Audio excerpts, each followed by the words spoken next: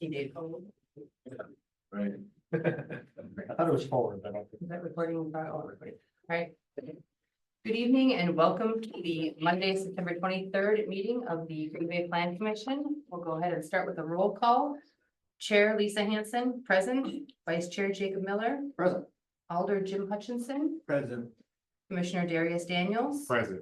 Commissioner Ken Ravinsky. Present. Commissioner Emma Fullwilder. Present. And Commissioner Kelsey Lutzo. Present. Moving on to approval of the agenda. Approval of the agenda for the Monday, September 23rd, 2024 meeting of the Green Bay Plan Commission. Motion to approve. Second. Motion by Commissioner Ravinsky, second by Commissioner Daniels. All those in favor. Aye. Moving on to approval of the minutes. Approval of the minutes from the Monday, September 9th, 2024 meeting. Motion to approve. Second. A motion by Commissioner Ravinsky, a second by Commissioner Lutzo. All those in favor. Aye. Any opposed? And then moving on to regular business. And item number 1 is a public hearing. And this public hearing has been properly posted and public notification has been published in the Press Gazette. The Plan Commission is interested in hearing public comments on the subject agenda items. We invite your comments and ask that after your name has been called, you state your address, whether you represent a group or association, whether you favor, oppose, or only providing information in this matter, and your comments or concerns.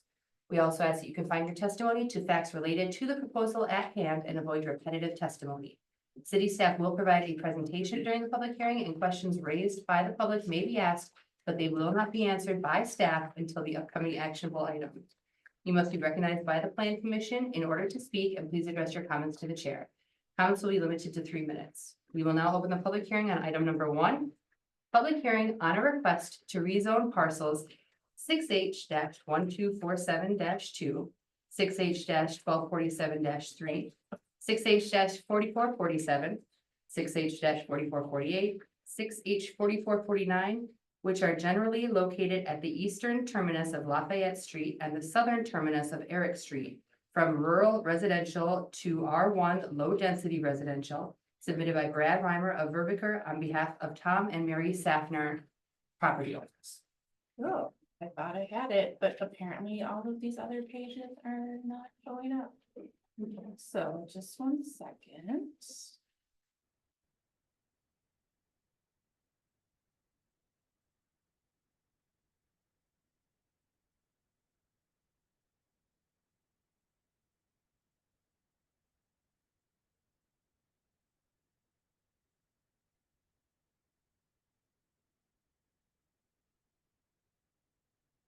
Okay, so hopefully those viewing online are able to see our PowerPoint.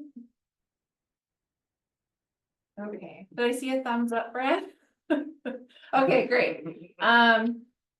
So the item before you tonight might look a little familiar.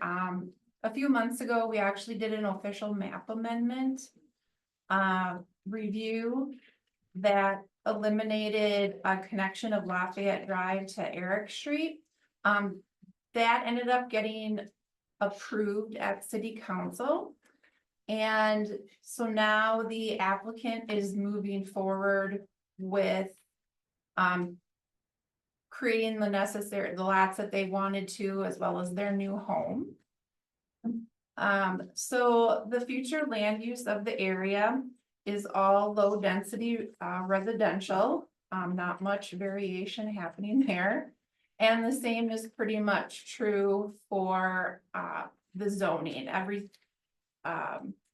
Actually, these parcels are zoned, I'm not sure why they're showing up yellow here, but they should be rural residential. So they're currently rural residential zone.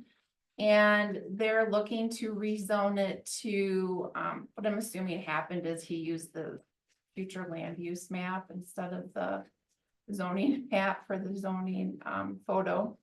But it's zoned rural residential and they want to rezone it to R1 low density residential.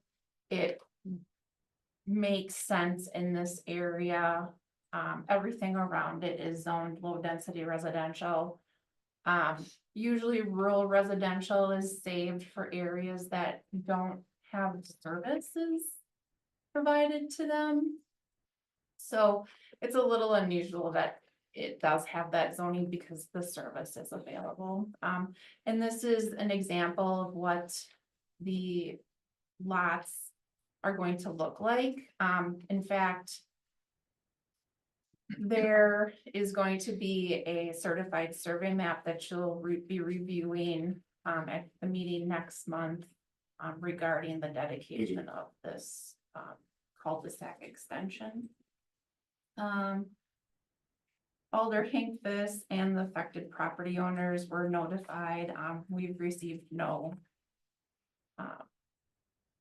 questions or comments regarding this. That's all that I have. Okay, all right, thank you. All right, now with this public hearing, we're looking to hear from anyone who would like to speak on this item. You can just come forward and state your name and address at the podium. Or if you're calling in from online, it's star, is it star 2? Star 6, but they can just unmute on there. Okay, is there anyone looking to speak on this item?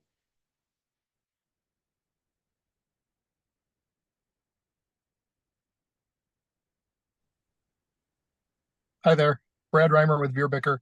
I'm here for questions, really. This is a pretty straightforward rezoning from the rural residential to single family. And like she said, the CSM will be coming shortly. Thank you, and can you state your address for the record too, please? Yeah, Veerbicker's at 400 Security Boulevard, Green Bay, Wisconsin, 54313. Thank you so much. Thank you. Is there anyone wishing to speak on this item? Is there anyone wishing to speak on this item? Is there anyone wishing to speak on this item? Let the record reflect that no one came forward and this public hearing is now closed. Moving on to the corresponding actionable item, item number 2.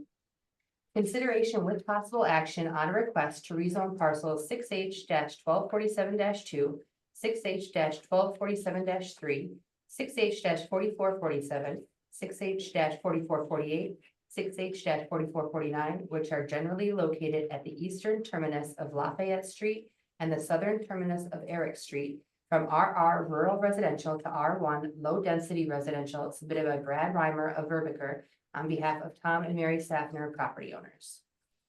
Thank you. And our recommendation is to approve the rezone from RR to R1. So in that picture with all of the yellow, so it's R1 all around that, but then it Yes. just is RR in the red Yep, so boxes. even these parcels that are already created, because there are these 3 little lots here, those are even zoned RR right now. So those are getting rezoned. I'm not sure how they were created, but here we are. And so those will now be a little larger, and there will only be 2 lots out of those 3. So, yeah.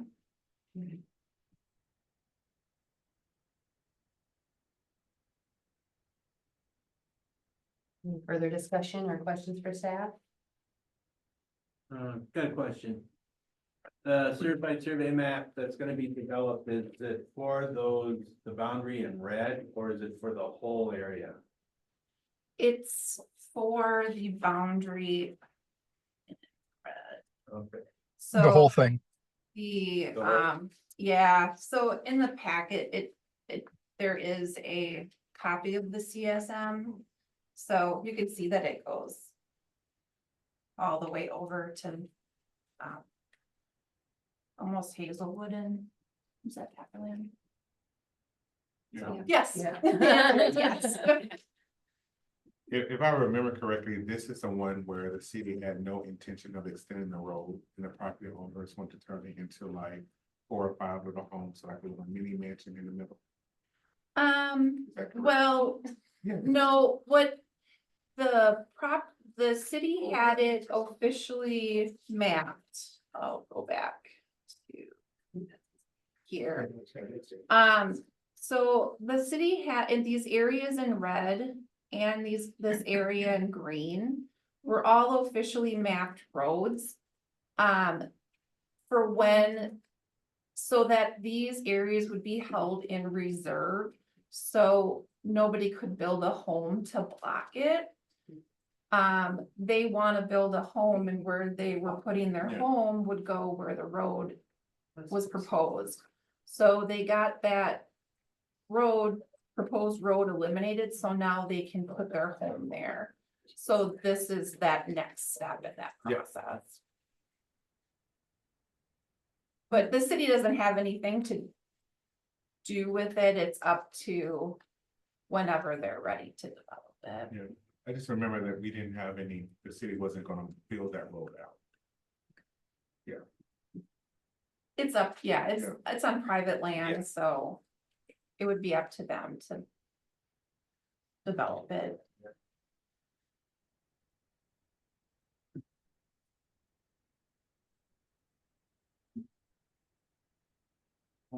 I have nothing. Make a motion to approve. Make a motion by Commissioner Daniels, a second by Commissioner Lutzo. Any further discussion? Hearing none, we'll go ahead with the vote. All those in favor? Any opposed?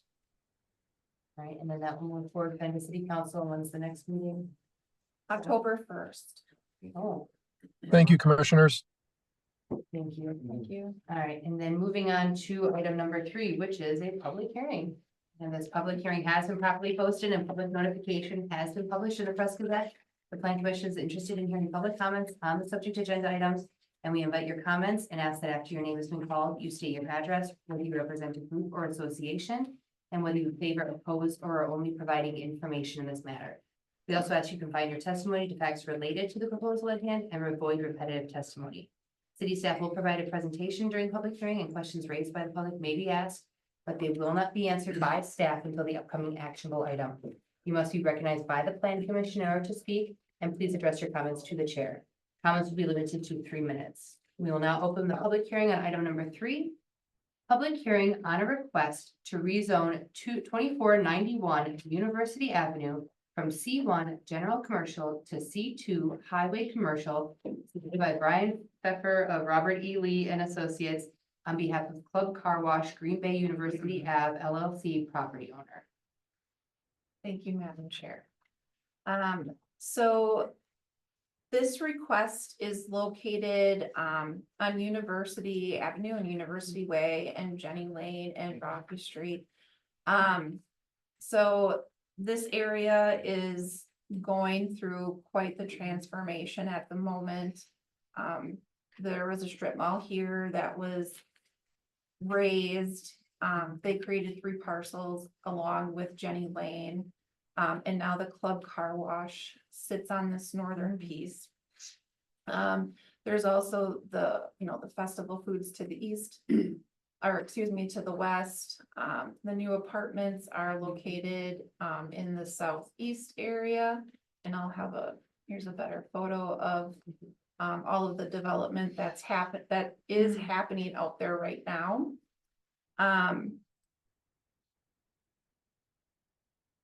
For the future land use, it's commercial and medium high density housing. And I think we can all agree that's pretty much what's happening out there. And then here is the zoning currently. So on the north side of the parcel, we do have some C1, some C2 that the Club Car Wash is. This current piece is currently zoned C1. The Festival Foods area, that's actually with a plan unit development overlay. The properties to the south are zoned C2, and these are auto dealerships. The properties here on the east are auto too, but they're zone C1. I think there's mini storage units here as well. And then you've got the apartment complexes going here, and I think we just did a rezone over there as well. So staff has reviewed this. The intended use of the properties is for uses that that are permitted by right in our C2 district, which is the highway commercial. These are generally more auto-orientated uses where you would need that are vehicle focused uses such as club car wash. So the proposed uses that are going there involve a rapid oil change place and a drive-through coffee shop. The coffee shop drive-through is permitted in a C1, but with a conditional use permit. We feel that that the area as it's been developing, the C2 makes sense out there, and that's basically what you're seeing. The neighbors have all been notified. We haven't received any objections from any neighbors with our notification process. Okay, all right, thank you. All right, with this public hearing, we're looking to hear from anyone who would like to speak on this item. Is there anyone wishing to speak? Think online. Could I, Hayward, Yep, go ahead, just state your name and address for the record, please. Jared Schmidt, 1250 Centennial Center Boulevard, here representing Club Car Wash. And happy to answer any questions that the commission may have as you work through your process and go into deliberation. So appreciate your time and the opportunity to be before you. Okay, thank you so much. Is there anyone else wishing to speak on this item? Is there anyone else wishing to speak on this item? Is there anyone else wishing to speak on this item? Let the record reflect that no one came forward and this public hearing is now closed. Moving on to the corresponding actionable item, item number 4. Consideration with possible action on a request to rezone 2491 University Avenue from C1 General Commercial to C2 Highway Commercial, submitted by Brian Pfeffer of Robert E. Lee and Associates on behalf of Club Car Wash Green Bay University Ave LLC property owner. And our recommendation is to approve the rezone from C1 to C2. Motion to approve. Second. There a motion by Commissioner Vinsky, second by Vice Chair Miller. Any further discussion? Hearing none, we'll go ahead with the vote. All those in favor? Aye. Any opposed? All right, and then that will move forward in the City Council for October 1st. Moving on to informational, item number 1. Soul Smart Solar Market Growth Support Workshop informational only.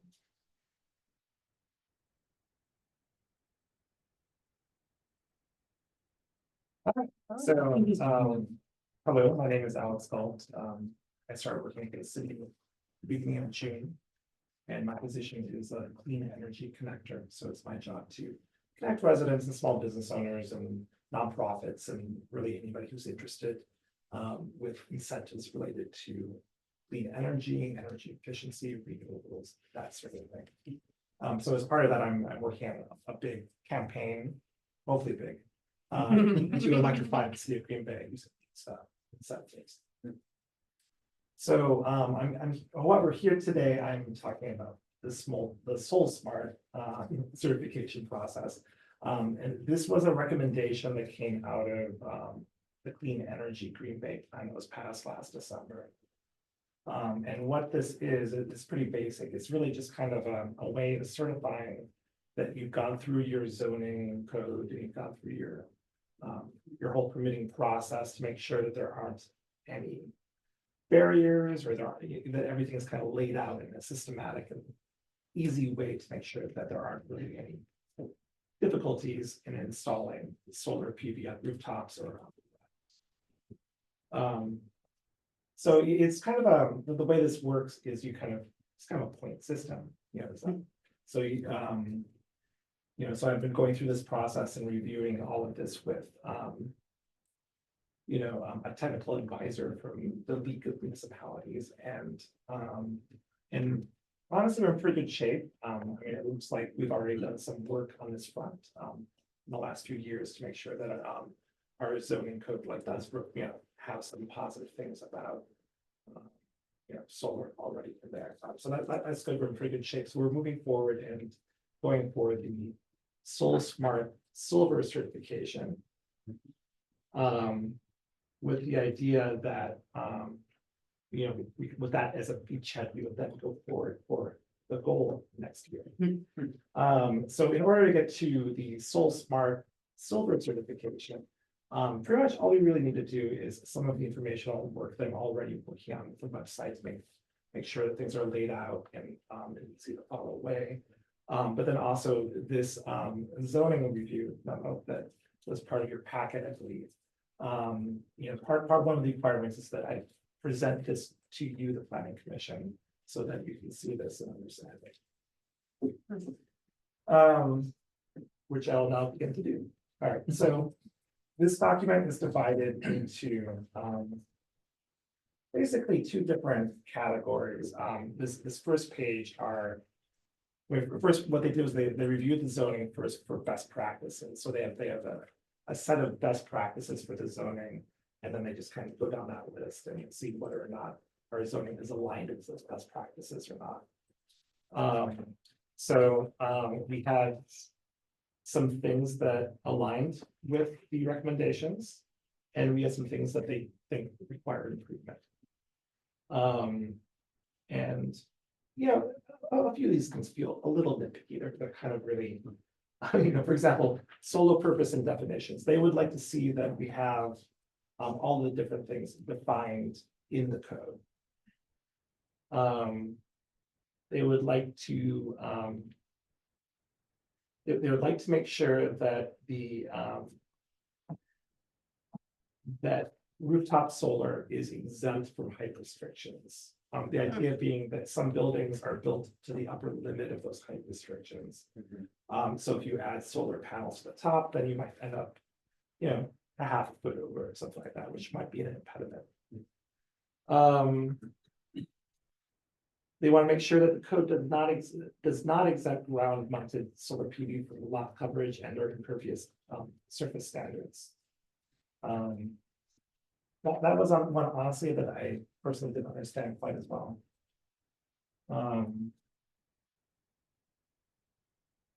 Let's see.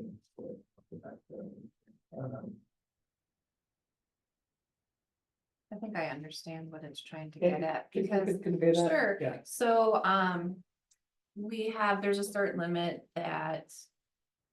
Like a home, if you're located in a low density residential district, you're only allowed to have 50% impervious surface coverage. So what this is probably saying is that don't count solar panels towards that impervious surface number. Right. So. And then the logic that is part of it is that it runs off and then trickles down below. Right. Yeah, that's right. I don't have a planning background, so. Yeah, not a problem, I got you. They also want to see that the code includes standards that expressly allow for the use of ground mounted solar PV as a primary use. And obviously that hasn't been an impediment so far, because I've seen some ground mounted installations in the city of Green Bay that reflect that, but they would like to see that expressly written into the code. In terms of things that are already aligned, I guess some cities don't explicitly permit mounted solar PV, so we're ahead of that curve. And then accessory use of ground mounted and setback standards. All right. So this second page, the second review they do is to make sure that there aren't any barriers in the code. So for example, Well, okay, so they did not find any barriers in the code.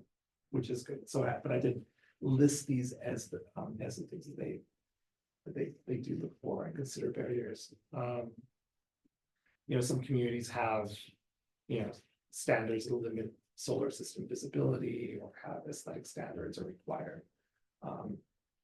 You know, discretionary processes for deciding whether, you know, to allow solar in a particular location. And so forth, so, you know, for these, we're in good shape. I had a question. Yeah. I'm a member of the Landmark Commission. And that, in that Landmark Commission, they don't allow solar to be seen. So if you're walking in front of a building, you're not allowed to see it. If you see it, they don't allow it. So I don't know if that fits into our code or not. But that is kind of an impediment. Now, they allow it in areas where you can't see it, okay, from the front of Yeah, the building. So I don't know if that has to be, is that in the code or is that? I don't, it's more. it's part of that commission. I don't know if the commission's rules are part of the code or not. Maybe trying to follow those state guidelines. Yeah, we're following the They- federal and state guidelines. Department of Interior standards So for I- historic preservation. It only, that only applies to a subgroup of all the, you know, properties in the town, or in the city, I should say. But it is, I mean, it's a impediment to solar just being freely on the top of the building. Now, they have allowed it on the roof because, in some instances, because there's ways that you can't see it. When you walk in the front, you couldn't see it, so that was allowed. And it all makes sense from the standpoint of landmark. I mean, they wanted the building to be remembered and seen as it used to be. So there's method behind the madness, but it's one little caveat to the barrier. It is a barrier, but it's a, I guess they didn't flag that if they. yeah, I don't know if we need to or not. Yeah, I don't know, I mean, I guess that's something we can discuss down the road maybe, you know? Yeah, I'd hate to have us overstep and require them to put it on, because that would defeat the purpose of landmark and it would be against the federal and state guidelines for landmark. So it's probably something we couldn't deal with anyway, just so we know about it. Okay, So, no, I've got a question. So our current code doesn't require screening, it doesn't have standards for limiting visibility, and it does not include aesthetic standards, correct? that's correct, yeah. I mean, I want solar, but that sounds a little scary to me. We don't have any kind of standard, like, are we concerned about? Well, these aren't safety standards, I mean, What? there are safety standards for these things. Right, not as far as safety, I'm just talking about if we're not including aesthetic or visibility. You could just have someone throw something huge up on top of their roof and, well, that's solar and it's exempt from height standard. I mean, is that reasonable or am I? Right now, our code is silent on any screening of solar, I think is why they identified it as not being a barrier, because we don't specifically state if you have solar on your house, it must be screened. Right. Um, I mean, I don't Right. mind the look of solar sure. if it's done the right way. Mhm. I mean, what would be the wrong way?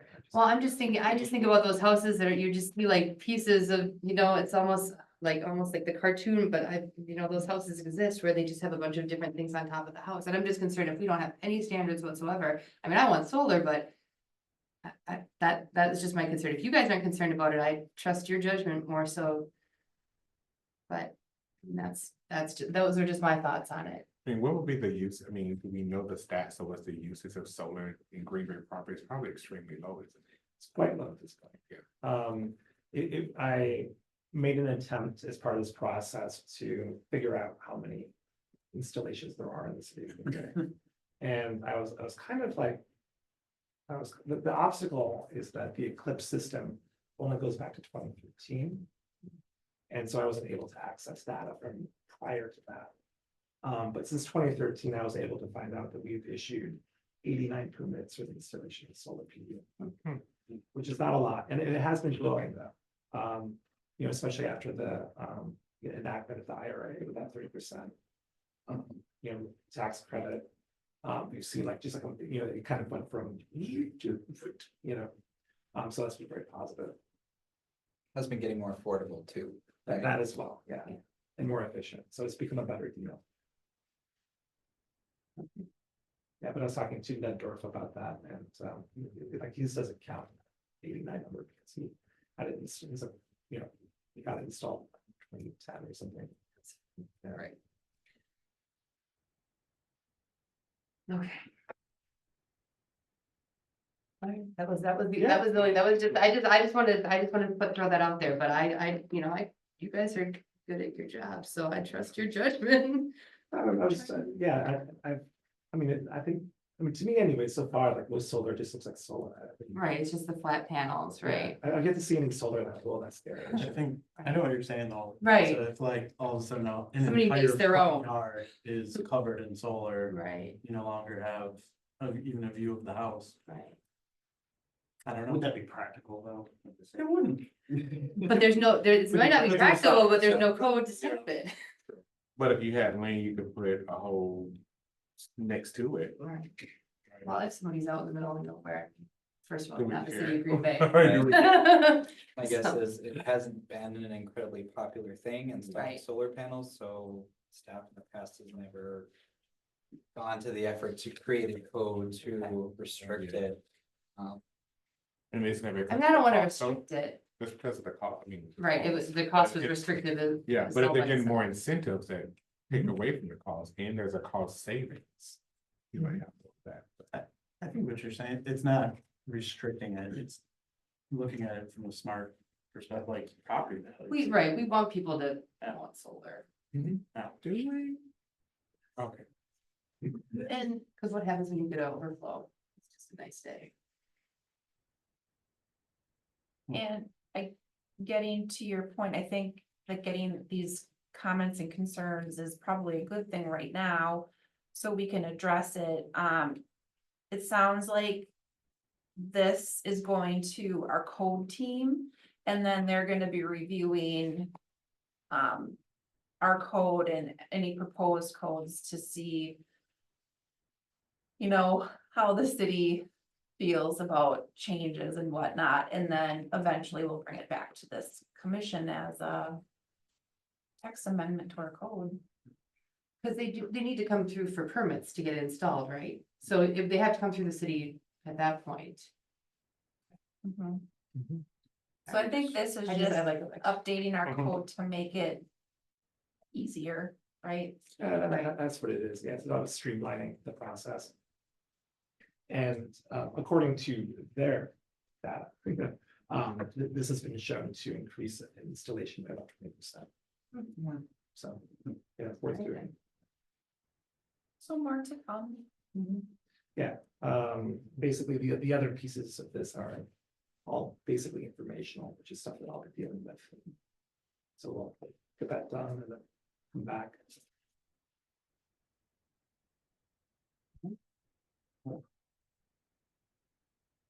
We need to take action. It was just information, right? So information only. So, yep, from then, okay, so moving on to then director's reports. All right, we did not have a development update in the packet this month. So we have that for you next month. Nothing too major to report. I did create a little list here though. Council did approve 4 new TIF districts recently. For Southwest Woods, the New Land Project, JBS, and most recently, just the other day, the Public Market Project on Broadway. So we have those moving forward. They also approved the development agreement for the Green Bay Public Market to receive that TIF assistance, so that one is moving forward. We put out an RFP recently for redevelopment of the parking lot behind that public market, those parking lots that are city owned. We partnered with On Broadway on that RFP, so we were trying to secure a developer to build not only a parking ramp to support the Broadway district, but also some commercial on the ground floor and some housing above it. We'd like to see future parking ramps, be more than just a parking ramp, right? If there's higher and better use than just parking, so getting some housing on that site would be wonderful, so. That was just released, we should know more, on that probably in November, December. Also, we just received, proposals for the RFP for the redevelopment of 200 North Monroe. This is the former Associated Lot parking lot. Area. Yeah, so staff is, reviewing the proposal now. Luxury condominium, luxury something. What would You're be? gonna sell your. Oh, yeah, I would. To be determined, so we're reviewing the proposals now, and we'll be taking that to RDA in October, so. Hopefully before too long, we'll have a developer with a planning option on that, and we'll bring something forward to plan commission to consider. Also to share, we've been cutting a lot of ribbons lately, which is fun. Just the other day, a couple weeks ago, we cut the ribbon on the City East project. This is 1100 East Walnuts, mixed income housing development, and also the new home for Brown County United Way. So that was an exciting one. We also had a groundbreaking ceremony for the new roads and park over at the JBS site. That was a fun ground. It Was was, that their pouring rain one Yeah. that I heard about? Yeah. it was beautiful weather until it was horrible weather. We had a giant storm blow through. There's photos of like the mayor trying to help take down the tent in the storm, and everyone's soaked, and there's thunder and lightning. It was crazy, but What is that then, like, accident? yeah. But yeah, that's the report. Any The questions? United Way one was very pleasant, no rain whatsoever, No, so. great. Rain. It rained that afternoon. Did it? on the block party. Oh, I see, I go to the block party. Does Newland have a groundbreaking day? Not yet. They were shooting for October. I think they're still hoping for October. We did run into a minor issue, which is being resolved. With, we're gonna have to relocate some underground utilities that weren't where they were supposed to be. Had a survey done. And they were not quite where they're supposed to be. Luckily, it's just telecom, should be very simple and relatively cheap to relocate. Just have to deal with it, so I think we're still shooting for October or November. Gonna have to take it back through RDA and council for some minor adjustments to the dates for the development agreement, but everything's moving forward there. Excellent. All right, date of the next meeting, October 7th, 2024. What's this G public hearings all about? Should have been removed. Oh, okay, never mind then. Yeah. I just noticed that. I should, you know what, I hit white out. It's a special one. And I missed it. Okay, all right. Motion to adjourn. Second. Motion by Commissioner Rubinsky, second by Vice Chair Miller. All those in favor? Aye. Good evening.